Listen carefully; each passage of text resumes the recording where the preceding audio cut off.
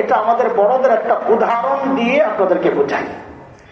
বড়রা বলেন দুনিয়া জিফা তালিবুহা কিলাব। অনেকের কাছে এটা হাদিস নামে পরিচিত, ওলামাদের কাছে সাধারণত তারা জানে না, কিন্তু এটা হাদিস না। আমাদের মুফতি আব্দুল মালিক সাহেব বাইতুল মুকাররমের খতিব, হযরতের একটা কিতাব আছে প্রচলিত জাল হাদিস, ওটার নাম হইল এসব হাদিস নয়, কিতাবের নাম। ওই কিতাবে আসছে এই এই এই এই যে হাদিসটা, এটা হাদিস না, বাকি বড়দের কথা, অনেক তাৎপর্যপূর্ণ কথা, ভেতরে অনেক রহস্য আছে কথা। কি সেটা? দুনিয়া হচ্ছে মৃত জন্তুর মতো, ভোক্তা কুত্তা। দুনিয়া মরা গরুর মতো নিকৃষ্ট। মরা গরু খায় কে? জোরে কর। আর সবাই একসাথে বলেন তো, মরা গরু খায় কে? কেন আপনার এলাকায় মরা গরু শকুনে খাইতো না? এখন কয়েকদিন শকুন নাই, কিন্তু খাইতো কিনা? এখনো যদি আসে খাবে কিনা? শিয়ালে খায় না? খায়। কথা বলে তো খালি কুত্তার দোষ দে, এটা হলো বোঝার জিনিস। কুত্তার জন্য মরা গরু হালাল, তার তো হালাল হারাম নাই, সব একরকম। শকুনের জন্যও হালাল, শিয়ালের জন্যও হালাল। দোষ খালি কুত্তার কেন? হালাল জিনিস খাইতে গিয়ে আমার কিছু খারাপ চরিত্র প্রকাশ পায়, ওই জন্য ওর দোষ পড়ছে। মরলা বলে মানুষ তোমার মাল তোমার জন্য হালাল ছিল, কিন্তু যদি কুত্তার চরিত্র তোমার মধ্যে আসা পড়ে তো তোমার মালটাও ওই মরা গরুর মতো নিকৃষ্ট হয়ে যাবে। মরা গরু খাইলে পেট নষ্ট হয়, এই মাল খাইলেও তোমার দিন নষ্ট হইয়া তুমি জাহান্নামে চলে যাবা। বলে কুত্তার খারাপ চরিত্রটা কি? এইবার বুঝে একটু বুঝে শুনে বলেন তো, মরা গরু শিয়াল কখন খায়? রাতে না দিনে? দিনে গুহাইতে ঢুকে হুজুর আর বাইরে না, খুঁজে পেলেন না। বোঝা গেল শিয়ালের মরা গরু খাওয়ার একটা টাইম টেবিল আছে। শকুন মরা গরু কখন খায়? রাতে না দিনে? রাতে বলে খায়। রাতে তাল গাছের মাথায় বসে বসে শকুন জিকির করে। কি বোঝা গেল? শকুনেরও মরা গরু খাওয়ার একটা টাইম টেবিল আছে। এবার বুঝে শুনে বলেন তো, কুত্তা মরা গরু কখন খায়?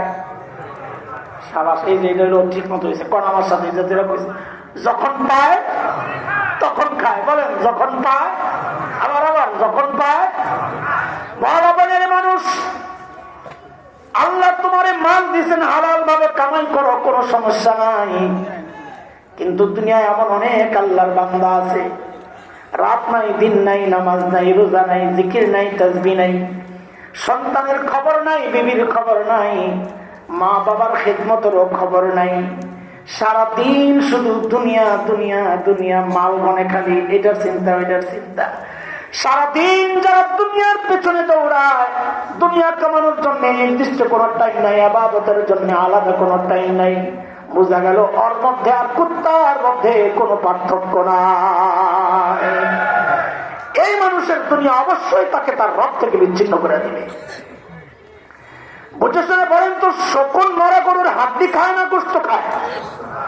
গোস্ত খাওয়ার জিনিস গোস্তই তো খাবে, এটাই তো ঠিক। শিয়ালও গোস্তই খায়, দেখবেন ওই যে কবরস্থানে খুলটি ভরে দিছে, খায় নাই। কন্তদেহী কুত্তায় কি খায়? দোনোটাই খায়। কুত্তায় কি খায়? আরে বাইরে যতটা মরো দিয়ে আমি অন্য কে জানি, এই বাইকের লগের কারণ মনে করছি। আমার সবুল্লা ভাই দিয়ে বসা সভাপতি সাহেব, মাশাআল্লাহ, মানে ওই ওলামাদের সভাপতি আর কি, মাহফিলের কি জানি না, মাহফিলের উদ্যোক্তা। আচ্ছা আচ্ছা, কুত্তায় গোস্ত খায়, অথচ খাওয়ার জিনিস কোনটা? বড় রকমের মানুষ, আল্লাহ তোমাকে মাল দিয়েছেন দুই রকম, একটা হালাল আর একটা হারাম।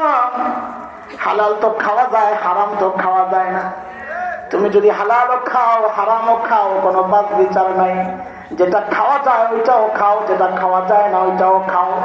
তাহলে বুঝতে হবে তোমার মধ্যে আর কুত্তার মধ্যে কোনো পার্থক্য নাই। বাজারের হারাম ব্যবসায়ী যেগুলা, আমার লোকের আগেন না, আপনি কুত্তার লেগে মিলে গেছেন, ছাড়া দেন হারাম খাওয়া। এবার কন্তস আপনারা দেখছেন কিনা, এখন তো নাই, পোলাপান বুঝবো না, মুরব্বীরা কয়ে শকুন দেখবেন মরা গরুর খবর পাইলে আসমানের উপর খালি মিছিল করে ঘুরে অনেকক্ষণ। কারণ ওরা মেসেজ দেয় শাহবাগে মিছিল করে বিরিয়ানি খাওয়ান যায়, আমরা একটা মিছিল লাগাই দিই, নিচে মরা গরুর বিরিয়ানি আছে। আসলে কি, আসলে দোস্ত বন্ধু আপনজন সবাই তালাশ করতে থাকে কে কোথায় আছে। সবাই যখন আসে একসাথে নাই বা মিল্লাদিল্লা খায়। শিয়াল তো মরা গরু খবর পাইলে মাগরিবের পর থেকে ডাকা শুরু করে, হুক্কা হু খাওন পাইছি জলদি আও। কুত্তার খবর কি, কুত্তার চেয়ে 20 গুণ বড় মরা গরু। কুত্তা জানে লেজটা খাইলেও আমার পেটটা ভরে যাবে, কিন্তু কুত্তার স্বভাব হলো খাবে খাবে আর ডাইনে বামে তাকাবে। যেই দেখে আরো ওই 50 গজ দূরে একটা কুত্তা দেখা যায়, খাওয়ার রাই খাই ক্যাট করে দেয়, ওটারে দৌড়ানি। কথা বলেন, কথা বলেন। কুত্তা কাউরে ভাগ দিতে চায় না, একা খাইতে পারবে না, তাও কাউরে দিবে না। এই সমাজে এমন কুত্তা স্বভাবের মানুষের অভাব নাই। বাবা ইন্তেকাল করেছেন, বড় ভাইয়ের কাছে বাবার সম্পদ, বোন আসছে, ও ভাই আমার বাবার অংশটা আমারে বুঝাইয়া দে। এমন জালিম বড় ভাই আছে না নাই, বোন রে দেয় দৌড়ানি। কথা কর আছে না নাই?